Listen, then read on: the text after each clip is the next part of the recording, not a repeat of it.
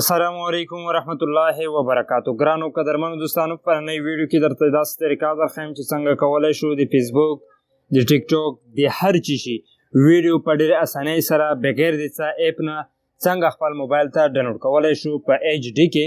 نو دوستانو ویډیو تر اخره وګورئ. په دې طریقه کې په دې ویډیو کې ډېره خوندوره طریقه در زده کوم. د دې نه مخکې که چېرته تاسو زموږ په چینل کې نوي یئ، ټیکنو پشتو سرچ کې زما چینل ته راشئ. د ویډیو نه په لاندې سور سبسکريب بټن باندې کلیک وکړئ. په څنګ کې د بیل ایکن دوستانو په بیل ایکن آل باندې در سره ضرور کلیک وکړئ که غواړئ زموږ هره نوې ویډیو تر ټولو مخکې وګورئ. دوستانو که ویډیو مو خوښه شوه ویډیو هم ضرور لایک کړئ. ورځو همدې طریقې ته چې څنګه کولی شو د هر چی شي ویډیو ډاونلوډ کړو خپل موبایل ته.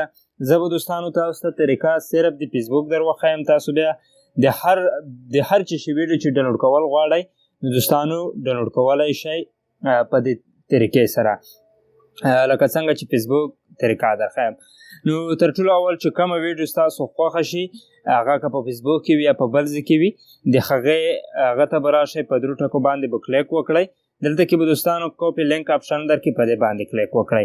بیا به دوستانو تاسو چې کوم دی لاړ شئ یو بروزر ته، هغه که کروم بروزر وي که بل بروزر وي هغه بروزر ته به تاسو لاړ شئ. په بروزر سرچ کې به ګوګل سرچ کوئ، google.com. کله چې ګوګل ته راشئ نو په ګوګل سرچ کې به تاسو ولیکئ فیسبوک یا صرف فیسبوک ولیکئ. فیسبوک لیکلو سره ویډیو ډاونلوډر، فیسبوک ویډیو ډاونلوډر آنلاین ورسره ولیکئ په اخر کې. دا تاسو وګورئ په دې طریقې سره یې ولیکئ. هغې وروسته راشئ لاندې سرچ کړئ.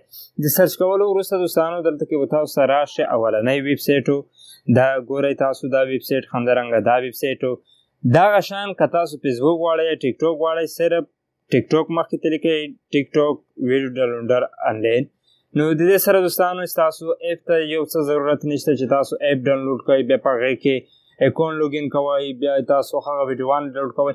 نو په دې طریقې سره په اسانۍ سره کولی شئ. دلته کې ګورئ د هغه ویب سایټ ته ورځو. ویب سایټ کې موږ ته صرف دلته کې وایي چې تاسو د هغه ویډیو لینک فرسټ کړئ د کومې ویډیو ډاونلوډ کول چې غواړئ. ما ورته دلته کې لینک ورکړو، په ډاونلوډ باندې مې کلیک وکړو. دوستانو په ډاونلوډ باندې مې چې کله کلیک وکړو دلته کې به تاسو ته دوستانو کله مو چې په هغه باندې کلیک وکړو مور آپشن درکوي. په مور آپشن باندې مو چې کله کلیک وکړو دلته کې ایچ ډي ډاونلوډ کول غواړئ یا ایچ ډي ډاونلوډ کول غواړئ نو زه ایچ ډي ډاونلوډ کول غواړم. دلته کې ادر کوالټي آپشن هم درکوي، دلته کې فیکس آډیو دا آپشن هم درکوي. نو زه غواړم چې په ایچ ډي کې ډاونلوډ کړم. په دې باندې مې کلیک وکړو.